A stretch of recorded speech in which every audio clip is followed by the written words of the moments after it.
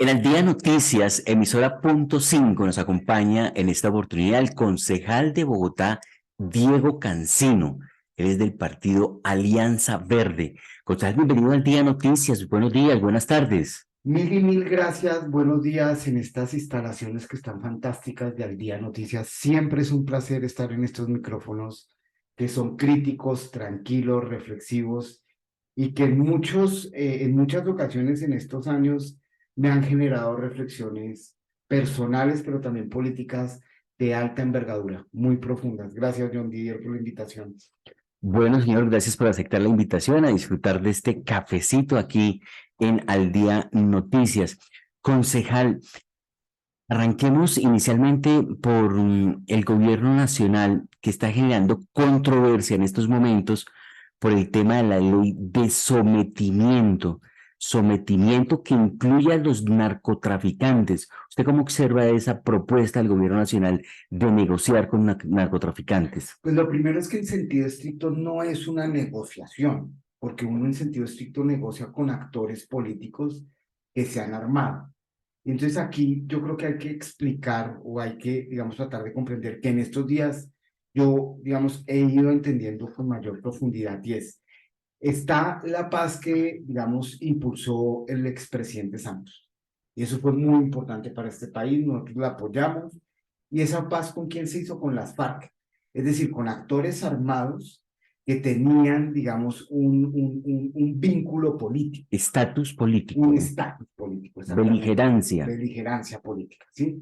Es decir, eran como una especie de fuerza subversiva, Ujú. ¿sí? Y entonces ahí tú llegas a una serie de procesos donde también, digamos, estás dialogando o llegando a acuerdos sobre algunos proyectos de país, pero a su vez la justicia que le vas a aplicar, como es en medio de un conflicto armado, le vas a aplicar una justicia especial, por decirlo de alguna manera, que sería una justicia especial para la paz, de la transición, ¿sí? Y no necesariamente van a la justicia ordinaria.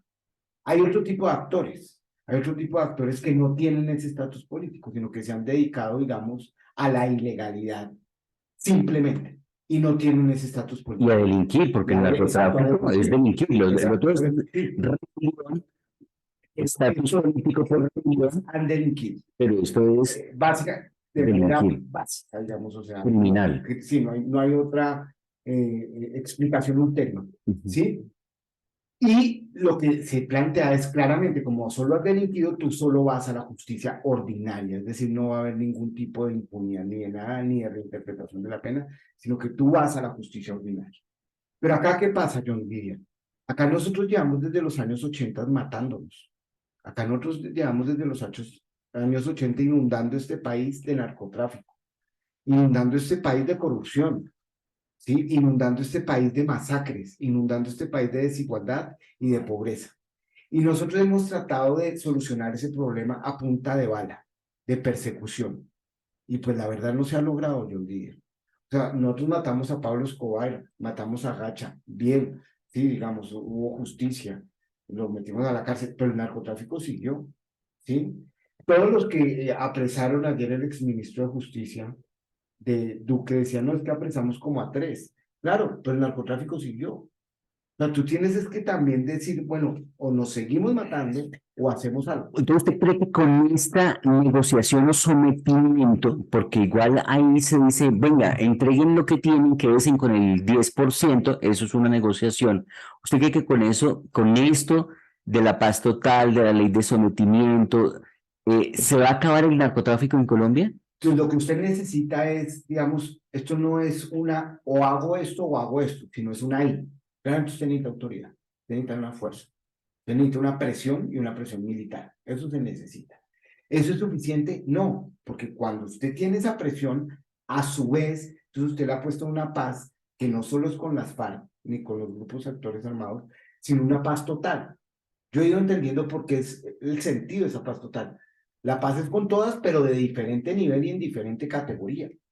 ¿Y eso qué permite hacer? Pues eso permite que entonces usted se somete a estas penas y esa ley de sometimiento ya ha existido, ¿sí? O sea, cuando usted canta a nivel individual, pues usted dice, se le rebajan las penas o no. Eso sucede en la justicia ordinaria. Así. Luego, si todo un grupo O un grupo dice, bueno, mire, yo voy a decir esto y esto y esto, voy a dar la ruta sobre esto y esto y esto, voy a reparar las víctimas en esto y esto y esto y esto, y voy a dar la verdad en esto y esto y esto y esto. Sí, Eso es fundamental para la justicia, pero también para las víctimas y para la economía y del eso país, también lo hace el gobierno de los Estados Unidos. que eso también lo hace el gobierno de los Estados Unidos, pero hay diferencias. O sea, el espíritu es igual, pero es diferente. Acá lo que se está planteando es que, digamos, se haga con todo el grupo, ¿sí? Todo el grupo se somete. Ahí sí es parecido a lo de las FARC, o sea, no hay estatus político, pero sí es todo el grupo el que se somete, entonces usted baja de una vez toda una estructura. ¿A quiénes estamos pensando? Pues al Clan del Golfo, pero también hay otras estructuras de macrotráfico, de narcotráfico, pero de macrotráfico, no sé cómo llamarla, ¿sí? Donde usted las somete y le hace una serie de exigencias. Y a mi modo de ver, en ese sentido, pues sí es un gana-gana, ¿sí? Sí se logra, Sí se logra. porque yo veo muy difícil y soy pesimista en el tema del Clan del Golfo, porque como que no le han parado muchas bolas al gobierno. No ha habido cese al fuego, ha habido varias incursiones permanentes. Dicen como nosotros no cuenten, han dicho a través de su abogado, nosotros no nos vamos a someter. El tema del ELN, que ha sido un rotundo fracaso a través de la historia en las posibilidades de desmovilizarse, que no quiere decir que sea imposible, porque con las FARC ocurría lo mismo, pero, y se logró, pero con el ELN también se ha intentado y va a ser muy difícil desmovilizar. Y esas dos organizaciones son muy fuertes, armadas y en el negocio del narcotráfico. Yo creo que acá lo que he venido diciendo yo y que es fuerte, es fuerte lo que voy a decir, pero es, yo creo que nosotros tenemos que aprender de Santos y con todo lo crítico que yo he sido de Uribe, que usted me ha visto, que yo soy muy crítico y con todo lo que dijo Mancuso ayer, que uno es aún más crítico, pero también dentro de la legalidad también hay que aprender de Uribe. ¿En qué sentido? El Clan del Golfo porque está diciendo que no, ¿sí? Pues si usted no ve presión, si usted no ve autoridad, si usted dice yo puedo seguir con mi negocio y mi único interés es mi negocio, pues ¿para qué me va a entregar? Aquí yo domino Si aquí todo. yo domino todo, pues yo ¿para qué me va a entregar? Eso sí, ni de fundas, Mm, porque ese es mi único interés, ¿sí? ujú. Y entonces ahí usted necesita mostrar autoridad, ahí usted necesita mostrar una fuercita, que el territorio no es suyo, ¿sí? Que la autoridad lo Que la persigue, fuerza que me pública, tengo que la esconder. fuerza pública lo persigue. Ujú, Eso hay que hacerlo. ujú. Y las reformas que se están Y ahí es donde hay haciendo, que aprenderle a Uribe, y ahí es donde hay que aprender lo Uribe, mm, dentro de la legalidad, es decir, dentro de la sin legalidad. falsos positivos, Sí, sin masacres paramilitares, sin nada de eso que es absolutamente horrendo, ok. pero sí mostrar una fuerza, digamos, muy grande. No solo el Clan del Golfo, John Didier, al ELN también hay que decirlo, Ujú. porque es que yo también dudo, y con todo lo que yo respaldo la paz y respaldé la negociación de la paz con las FARC, pues el ELN en este momento no tiene incentivos para entregarse. Y esa es mi hipótesis, lamentablemente. Y es que el ELN en este momento se entregó, pues dejó las armas las FARC, ¿sí? Hay unas disidencias, pero ya no son tan fuertes como las FARC. Y entonces el ELN emerge y coge mucha fuerza. Y ocupa territorios que antes eran Y ocupa de las territorios y FARC además está muy y descentralizada. rutas. Y entonces ocupa territorios de las FARC, rutas, entonces lo mismo, usted tiene que decirle, hey, compadres, entonces en serio, ¿sí?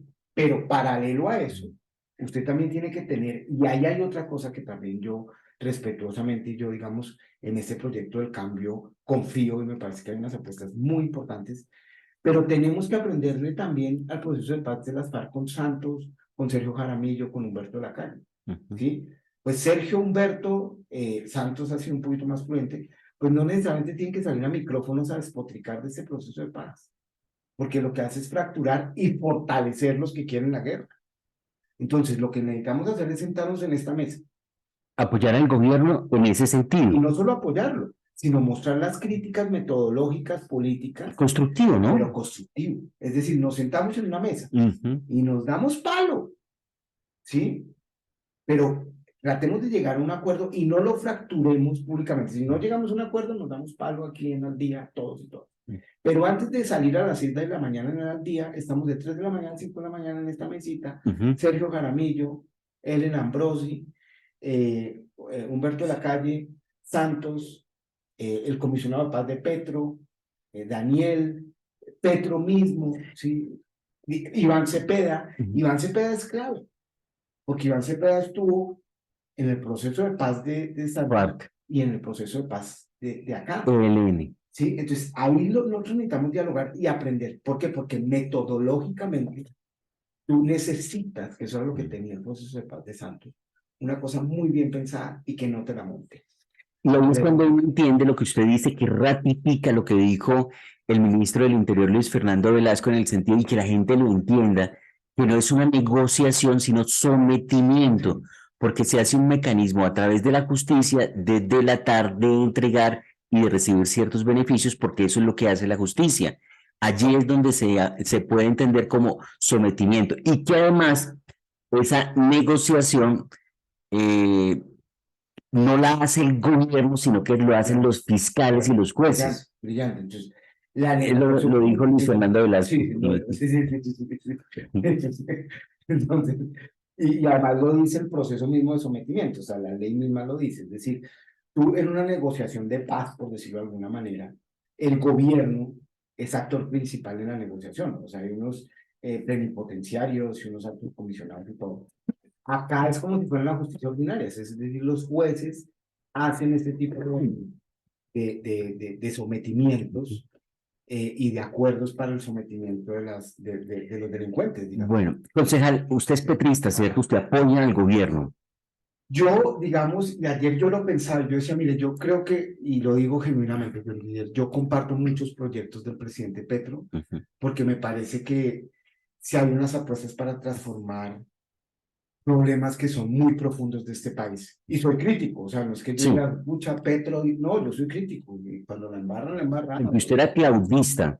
Usted yo, llevó a Claudia López a la alcaldía y ha sido un duro crítico en esta administración. Lo que no le ha gustado se ha parado y lo ha dicho. Más adelante vamos a hablar sobre algunos temas si el tiempo nos da. Entonces, usted apoya, en este caso, al gobierno Petro, pero se reserva el derecho de criticar lo que no le claro, guste, de cuestionarlo y porque analizarlo. en el fondo, John Deere, yo lo he pensado mucho, y es que, digamos, acá hay una cosa y es, yo creo que defiendo tres cosas en mi vida, y es un proyecto demócrata que ya voy a poder explicarlo, los derechos de la gente, o sea, como su dignidad, y una pedagogía y una transformación cultural.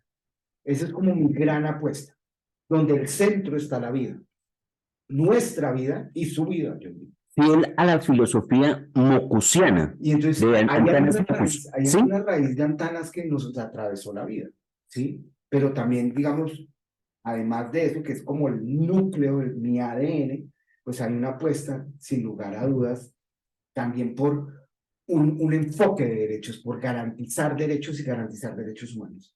Y la gran apuesta que con Antanas la discutimos muchas veces, y ojalá podamos hacerle llegar este mensaje a Antanas, y es como la profundización de la democracia. Es decir, cuando tú caes en el autoritarismo, cuando tú niegas la democracia deliberativa, cuando tú niegas la capacidad de transformar los conflictos de manera no violenta, cuando tú niegas la participación de la gente, cuando tú estigmatizas, cuando tú te vuelves autoritario, cuando la policía empieza a violar derechos humanos, ahí la cosa empieza a quebrarse. Y nosotros los líderes y los gobernantes sobre todo, tenemos que dar ejemplo en ese sentido. Y entonces cuando los líderes o los gobernantes empiezan a flaquear ahí, pues yo digo, hombre, no me parece, Ujú. porque no hace parte de la apuesta, pero además de la apuesta que prometimos. Porque es que lo más doloroso para mí, sí, yo digo, Sí, pero entonces, para concluir esa idea, usted apoya al gobierno, pero ¿qué le va a criticar al gobierno? sí, no, hay varios problemas. El autoritarismo que algunos están viendo, que Eh, podría profundizarse con Gustavo Petro en Colombia, pero el autoritarismo, le confieso, no lo he visto no mucho. lo he visto. No lo he visto. Y Le para voy a allá dar una iba, expresión, yo pero digo, para allá iba. súper crítica, sí, El tema de la pero Guardia Indígena, dice Carlos Alonso Lucio, que fue compañero en el M-19 de por Gustavo favor, que Petro. un godazo. Bueno, pero es que lo está diciendo él, de hecho, es la noticia que hemos pescado esta semana y anoche tenía un live y no se logró hacer algo, parece técnico, influyó y lo prometió desarrollarlo, pero ya lo desarrolló aquí en Al Día Noticias, donde dice que Gustavo Petro, con esto de la Guardia Indígena, y ya lo ha mostrado en el caso de que se presentó con el cerco humanitario o secuestro de los policías, donde la Guardia Indígena predominó, que Gustavo Petro está empoderando a los indígenas como milicias. Ujú. Y habla, y lo que ocurrió esta semana reciente con los indígenas desfilando con bastón de mando, con un palo que el presidente dice que eso no es un arma, pero luego aparecieron los videos de hechos anteriores donde los indígenas a punta de palo casi pues masacran a algunos agentes de policía en una protesta. Entonces sí se convierte en un arma. Ese tema de los indígenas en el centro de Bogotá, dice Carlos Alonso Lucio, hace parte de una estrategia de milicianización en el país y que a través de eso es como las bobinas rojas o como esas pandillas en Venezuela que terminan respaldando al gobierno que se quiere perpetuar. ¿Usted cómo ve este asunto? No, yo creo que aquí hay un nivel de alucinación profunda y digamos que yo recomendaría que el tema, pues algo está pasando con los neurotransmisores de estas personas que están alucinando literalmente. Yo creo varias cosas. Una, el derecho a la protesta es un derecho constitucional en este país. Y mientras no sea violento, pues tú tienes el derecho a protestar como tú quieras. Y ese bastón de mando es un bastón sagrado. Cuando lo usas de manera violenta, eso es Que lo han usado, reprochable, que lo han usado. eso es reprochable y no hay que hacer, ¿sí? Pero este esfero es un esfero para escribir. Pues este esfero, si yo lo uso de manera violenta, también es reprochable. Puede ser un Y arma así. mucho más un bastón de mando, porque el bastón de mando es sagrado. O sea, eso tú no lo puedes tocar. ¿Sí? O sea, la gente de los NASA en Cauca, en Putumayo, pues eso es una cosa que es un referente de autoridad. Claro, ¿cuándo lo usas? Solo cuando te atacan. O para proteger, para atar la comunidad cuando te ves enfrentado a algo o a un acto violento o a una amenaza. Y ese es como el bastón de mando, ¿sí? El bastón de mando también representa, que eso es lo que nosotros tenemos que entender, unidad. Unidad. Y entonces cuando los indígenas protestan o se manifiestan en la plaza pública de la Plaza de Bolívar, siento el derecho. Entonces, usted no ve ahí milicianización en Colombia No hay, con los no hay indígenas. milicianización de los indígenas. Ahora, cuando los indígenas secuestran a los policías, Sí. pues eso, Así lo secuestraron para eso no usted. es correcto. Sí lo secuestraron para Yo en usted. ese momento digo, a mi modo de ver, si hubo un secuestro y se me puede venir todo el mundo encima ahorita, todos mis amigos. Yo sí creo que eso no se debe hacer. O sea, tú no retienes a unas personas contra su voluntad, porque eso en sentido estricto, tú le puedes dar términos los que quieran. Concejal, y el presidente le dio la orden al Pero ejército de no intervenir y no intervenir. entonces fíjese que eso era lo que iba a decir, pero fíjese que entonces cuando usted dice el autoritarismo del presidente, yo no creo. No, ¿Qué habría hecho? es una hipótesis Sí, que no, está Carlos Alonso Lucio, por pero es ejemplo. que Carlos Alonso Lucio hay que decirle que deja alucinar. Entonces, ¿cuál es la respuesta típica de un presidente cuando sucede este tipo de cosas? Ojo, ahí hay la mayoría de gente que está involucrada en esas zonas del conflicto armado, son niños, son mujeres embarazadas, son personas de la tercera edad y son ciudadanos y ciudadanas, campesinos y campesinas que no tienen nada que ver con el bollo. ¿Sí? ¿Qué hace un presidente? Bombardea y manda a la fuerza pública y dice, me acaba de eso a punta de plomo. ¿Qué es lo que hemos visto con Uribe? Que es lo que Duque, lo vimos con Uribe, con Duque, y hay que decirlo también con con Santos. autocrítica con Santos en Buenos Aires, por ejemplo. Sí. ¿Sí? Eso fue una tragedia. Murieron 12 niños, creo. Entonces, ¿qué hizo el presidente Petro? Dijo, miren, ustedes me solucionan este conflicto. Yo no estoy legitimando que los indígenas hayan retenido a estas personas. Yo habría dicho, pero me estoy volviendo un poquito más.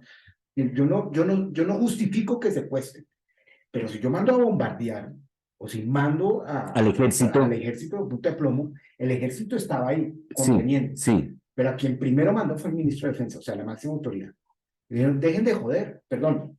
Sí, pero me imagino que fue algo así la negociación. Sí. Y después llegó el ministro del Interior, la ministra de Minas, que era la que estaba involucrada en el bollo, la ministra de Ambiente y el comisionado de paz y otras dos entidades.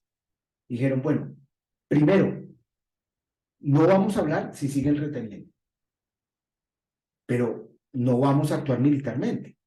Y fíjese que no hubo un solo herido después del proceso. Claramente hubo 2 indígenas muertos y un policía muerto. Eso es absolutamente intolerable. ¿Sí me entiende? Pero dentro del proceso donde se transformó el conflicto, no hubo un solo asesinato. Y eso es muy importante. Es un mensaje muy importante. Porque lo que le dijo Petro a Daniel Coronel fue, qué pena que no puedo hacer cuñas de No, él. no, no hay problema, es la realidad, es lo que vive el país. Les dijo, mire, yo vine aquí a salvar y a cuidar la vida, sin quebrar la democracia, porque eso también es cierto. Sí, o sea, por salvar la vida no que te chantajean y todo. Pero me Es parece, el temor de muchos. claro, pero además, si usted te pone a ver, John Didier, yo hablaba con un taxi y ayer un empleado de mi edificio, que digamos, cuida y todo, me decía, profesor Cancino, ¿qué vamos a hacer que vamos donde Chávez? O sea, esto es una dictadura. Vamos para Venezuela, Exacto, vamos para Venezuela. vamos para lo que hizo Chávez, Vamos con es lo que dice Lucio también. Eso me lo dijo acá, ahora, que estos son pasos para convertir a el autoritarismo, que es como le gusta gobernar a Petro, dice él, yo no. ahora, yo entiendo, digamos, un personaje, una persona, digamos, que está escuchando, que le llegan ruidos, que no tiene tiempo para, digamos, meterse como uno en la formación política, pues porque está dedicado a otras cosas y Claro. lo que Entonces escucha. le manda este. Pero Lucio es un tipo curtido políticamente. Lucio es un tipo analítico. Lucio se formó en las mismas raíces que Petro. Lo que pasa es que después dio un vuelto que yo no sé de dónde, como muchos de ellos, y ahora lo que hace es alucinar.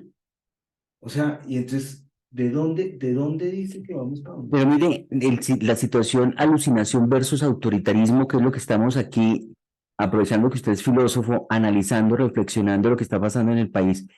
Esa movilización de la reserva del ejército que llenó la plaza de Bolívar en las últimas horas, ellos también están alucinando, ellos sienten que hay una política de debilitamiento para la fuerza pública. Yo creo, y ahí yo entro en un dilema frente a lo que acabo de decir.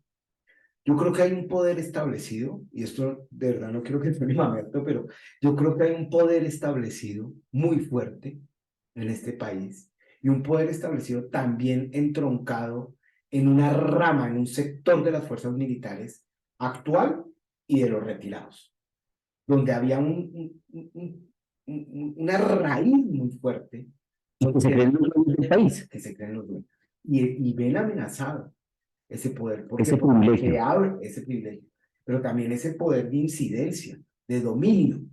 Y entonces se abre un poquito la democracia y esta gente pues, está paniqueada. Llenan la Plaza de Bolívar, ¿sí? Y entonces yo ahí tengo un dilema, porque también tienen derecho a protestar, obvio, si no hacen nada violento, pero uno también dice, ahí sí de verdad lo Lucio, oye, esto no será una amenaza. Porque decían, fuera Petro, y tienen derecho. Sí. Y yo, en mi sentido democrático, le digo, como le dije a Lucio, tienen derecho a protestar, tanto los indígenas como los del ejército.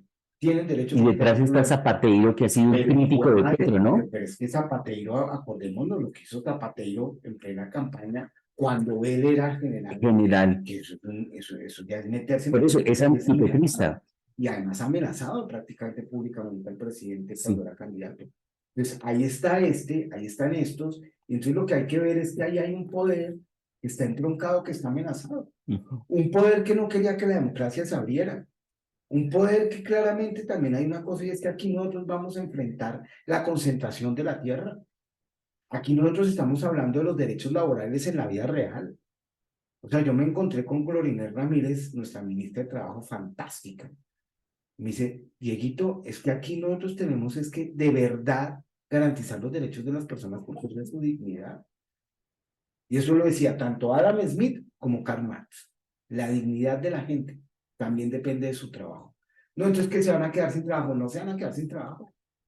¿Cómo se van a quedar sin fuerza laboral los empresarios? No se van a quedar sin fuerza laboral. O sea, ¿y cómo entra en ese entronque de lo que se está viviendo, de ese empoderamiento que le está dando el presidente a los indígenas o a las personas, y decirle a la fuerza pública, un momentico, aquí primero hay que dialogar, no hay que entrar a arrasar, que fue lo que pasó con los policías, y la reforma a la policía, con la llegada de Salamanca y lo que quiere hacer el gobierno? Usted ha sido de los abanderados que se requiere con urgencia una reforma a la policía. ¿Cómo entra eso a funcionar allí? ¿Cuál reforma? ¿Qué tipo de cambios? Pues mire, John Didier, ese es el punto. Nosotros necesitamos hacer una transformación, sobre todo cultural, de la policía, pero también su estructura institucional.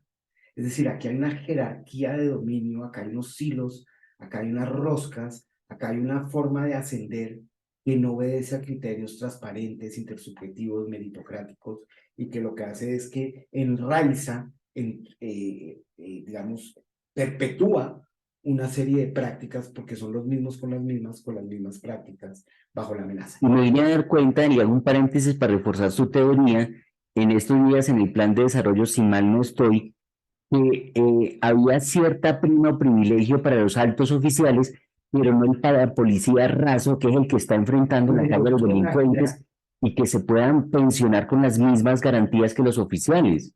El sectarismo, el clasismo, ¿cómo se puede llamar eso? Como la exclusión tan fuerte que hay en la policía es muy grande y eso genera resentimiento. Yo estuve en la General Santander y le confieso que yo no conocía muy bien cómo funcionaba eso. Y dije, qué berraquera los policías acá ahora. Es una maravilla y me dieron cansino. Entonces me dijeron mis escoltas, yo iba con mis escoltas y me dijeron, ay, profesor Cancino, se queda mirándome como con una, y también, profesor Cancino, ¿sabe cuánto tenemos que pagar para entrar aquí a estudiar? 10 millones de pesos. No los tiene cualquiera, ¿no? No, pues ¿quién va a sacar 10 millones de pesos? O sea, es el bono de un colegio, o sea, ni el bono de los colegios más caros de Bogotá cobra 10 millones de pesos para entrar. Y eso es un bono, o sea, usted paga 10 millones y ya después usted empieza a pagar la matrícula. Pero seguramente lo que le da el gobierno no alcanza para que funcione la formación en esos centros y por eso les toca pagar. Entonces, ¿a mí qué me parece? Yo creo que eso hay que reformarlo, es decir, hay que democratizar la policía, democratizarla en todo el sentido. ¿Un policía puede ser comandante general? Claro, claro, que un patrullero puede ser general, que además es de verdad, es lo que ha hecho Petro, pero además no solo lo dijo Petro, que es muy importante, lo dijo Pero entonces, ¿para qué la carrera de oficial y suboficial? ¿Que se acabe? No, no porque espérese, no porque usted pueda ascender y hace la carrera y todo, Okay. pero que cualquiera pueda acceder a eso. Ah, no, que porque nació policía se quedó policía. Exacto. Y entonces, no porque nació policía en la base, se quedó en la base, Sí. y no porque tú naciste en una familia que puede pagar 15 millones de pesos, entonces puedes ascender, o porque haces parte de o porque te hablas con este político o el otro político. Yo nací mensajero, operador y allá voy de periodista. No, pero el periodista de vida, el periodista de alto calibre. ¿Sí me entiende? Y ese mensaje no solo lo dio el presidente Petro, ese mensaje lo dio el ministro de Defensa y el comandante, el director de la policía recién nombrado, el general Zapata. Yo estoy muy contento y lo digo. Hoy estoy diciendo cosas que quizás me hagan reversar un poquito Mis seguidores. Sí, pero yo estoy muy contento con el nombramiento del general Zapata y lo digo de frente. ¿Zapatero? No, Zapata. Ah, Zapata, claro. no, Zapatero. No. Ok. Zapatero es un peligro. Bueno, Con el director de la policía que se postuló. Salamanca. En Salamanca, perdón, está aquí con Zapata. Pero eso es Salamanca, perdón, me confundí. Con el director de la policía en Salamanca. Salamanca. Me confundí con Zapata. ¿Y por qué? Por tres razones. El tipo enfrentó la corrupción de la policía de frente con Duque. ¿Y qué hizo Duque? Lo Chao. sacó. Chao. Pero el tipo hizo unas denuncias fuertes. Y lo que hace Petro, yo creo que bajo el liderazgo del ministro de Defensa, que es lo que ha trabajado básicamente en su vida, es poner a este tipo para decir, aquí la corrupción se va a ir. Usted ya la denunció y yo la acabé prácticamente. Y es brava la corrupción en la policía, ¿no? En muchos frentes. Fortísimo, es fortísimo. Está prácticamente cooptada. Entonces, el patrullero, a mí me dicen no estigmatiza la policía, no, yo no lo estigmatizo. Yo me pongo los zapatos también del patrullero. O del que quiere ser suboficial, oficial y ascender. Pero dicen, bueno, Cancino, hicimos esta incautación. Nos ganamos acá $1 millón, o sea, sacamos $1 millón en esta incautación y 3 toneladas de cocaína. Listo. Media tonelada es para usted de lo que vendamos. Y $100,000 para usted. Y se queda callado y hacemos esto y entregamos la mitad de todo.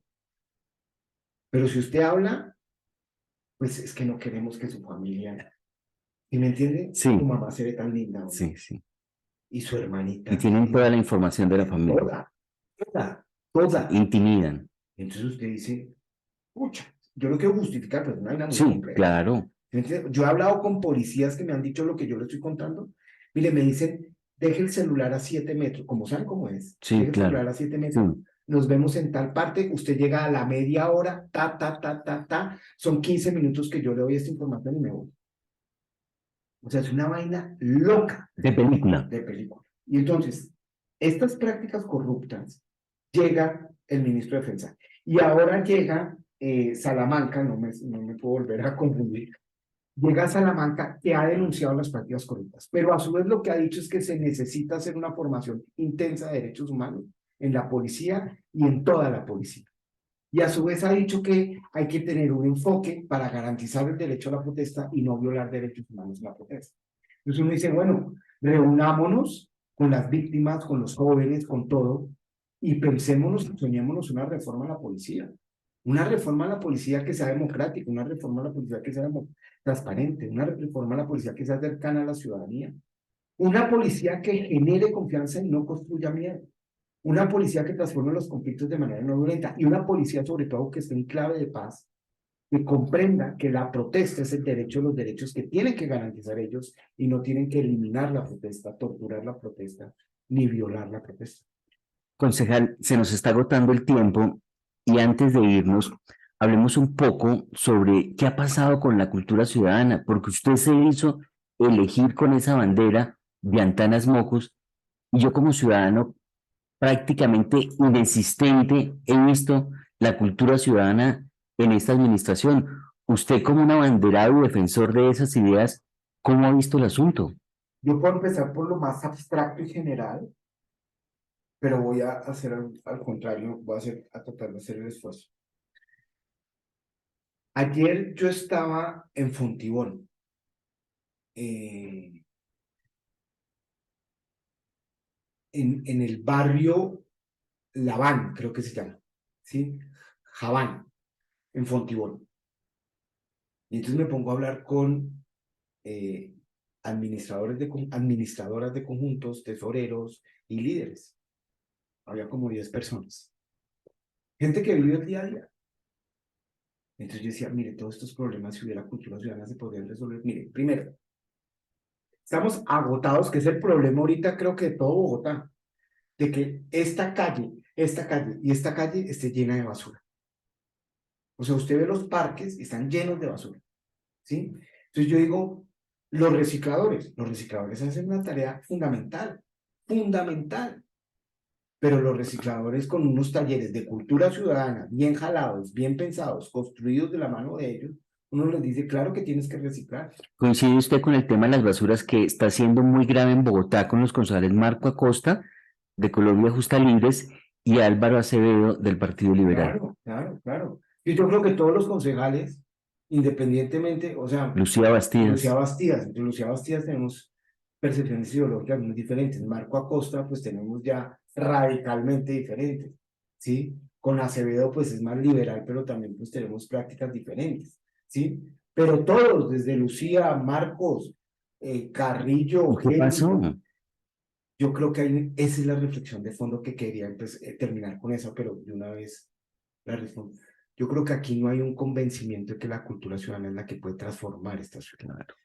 Es decir, usted como líder tiene que convencerse que la transformación de esta ciudad depende de la cultura ciudadana. Es decir, depende, o llámela como quiera, pero depende de una gran transformación cultural, de que la pedagogía puede transformar una ciudad, de que esto no es a punta solo de cemento, de Transmilenios verdes, de 68, de metros. Esta ciudad es mucho más que ese Pero cemento. es que se pueden hacer las obras que se necesitan para desembotellar a Bogotá, pero también se requiere hacer campañas Pero ciudadanas de cultura tú tienes que no las he claro, visto. no ha habido.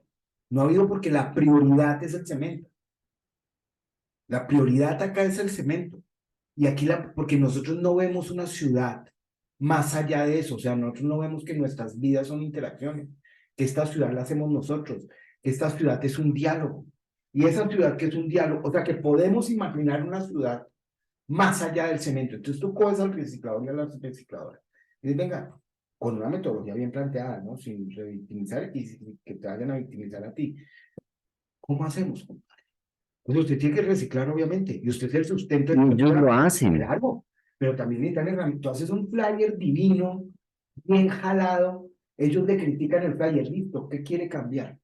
Vámonos ya, lo cambiamos y lo hacemos, listo, ahora sí disfrutamos del Y ahí flyer. eres un Un volante. volante, No, tranquilo, para que la gente sepa. un volante.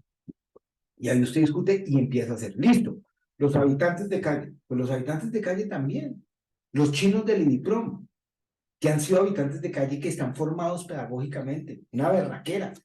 Hablan con los habitantes de calle y dicen, venga, no volvamos ni a la estación. Literalmente. O sea, usted tiene todos los derechos y usted es un ciudadano, habitante de calle, tiene derechos. Pero ha habido trabajo del distrito con los habitantes de calle. Claro, pero siguen estando ahí, si me entiendes lo que hizo Ángela María Robledo, que deberíamos aprender de eso con Antanas, precisamente es concebir al habitante de calle como ciudadanos habitantes de calle y unos talleres masivos y unas apuestas pedagógicas. El segundo problema de cultura ciudadana, que me decían, y entonces yo decía, bueno, pues ahí charlemos, veamos cómo hacemos, ¿sí? Y entonces lo que me decían era los temas de seguridad. Entonces, los temas de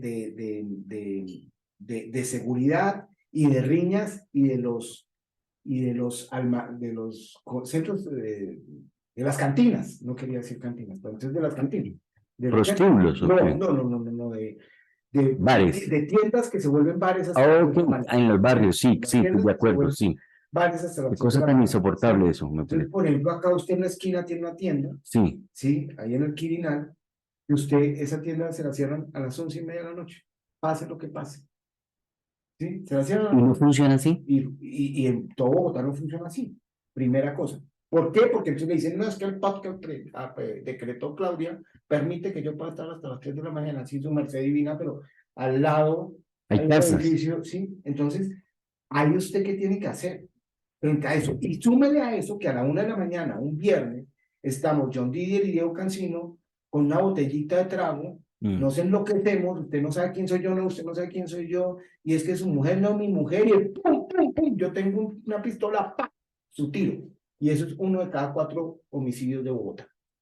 Así, La la intolerancia, intolerancia mezclada con alcoholcito las y con la, riñas, y la Entonces, usted ahí cultura ciudadana tiene mucho que ver. claro. Además de que evita muertes, pues también evita problemas de convivencia en su barrio. Ujú. Entonces, temas como esos son básicos. Pero lo que sí necesita Bogotá, además de esos Y usted temas, que es amigo de Claudia o ya no es amigo, no, ¿por qué no le habla al oído y le dice, mire, usted no ha hecho mire, esto? John ¿Por Didier, qué no le ponen las John pilas? Didier, mire, le voy a decir, le voy a hacer una confesión que no he hecho nunca públicamente.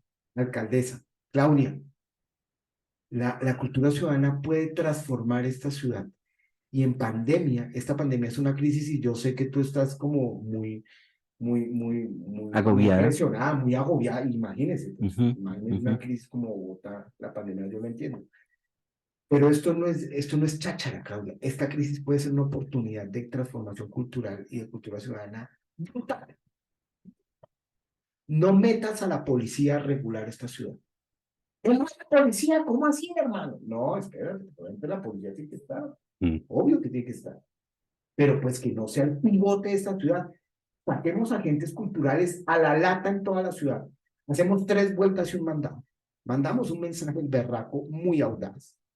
Evitamos el autoritarismo. Le damos empleo a todos esos artistas que están quebrados, Ujú. ¿sí? Y además hacemos transformación de los conflictos de manera no violenta. Y eso es cultura ciudadana. ¿Cuál era el objetivo? Cuidar la vida tuya y del otro. Ujú. Pues somos agentes culturales, no necesariamente mimos. ¿Sí? La idea es el simbolismo transformado en el espacio público. Hagámoslo. Cuando usted sea alcalde, lo hace. ¿Ahí usted qué hace, John Deere? Le dijo Cuando usted sea alcalde, lo hace. que no. Entonces uno dice, ¿esto qué es? ¿Sí me entiende?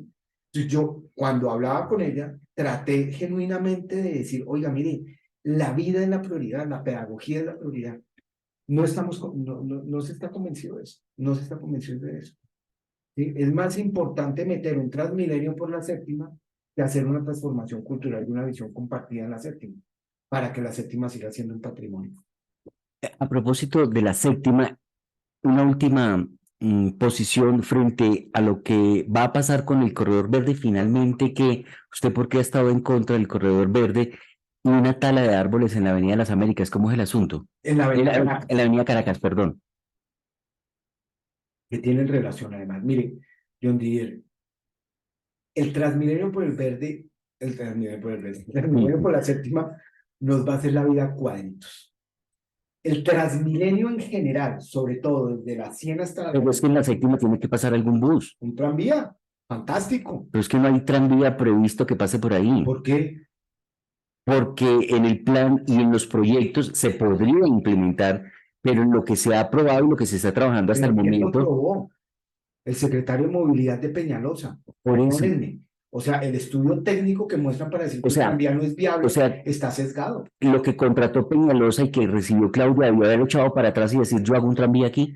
Pero es que ya lo hecho, es que mire, es que todo está mal, John Deere. Usted tenía una vaina de Transmilenio de Peñalosa, un exabrupto. O sea, es un exabrupto. Que fue lo que dejó el anterior alcalde. Sí, que lo dejó. Y ese transportaba más gente, eso sí hay que decirlo. Era un exabrupto, o sea, era una cosa pésima, pero transportaba más gente. Este sigue siendo un Transmilenio, transporta menos gente y cambió el proyecto de Peñalosa. Claudia cambió el proyecto de Peñalosa.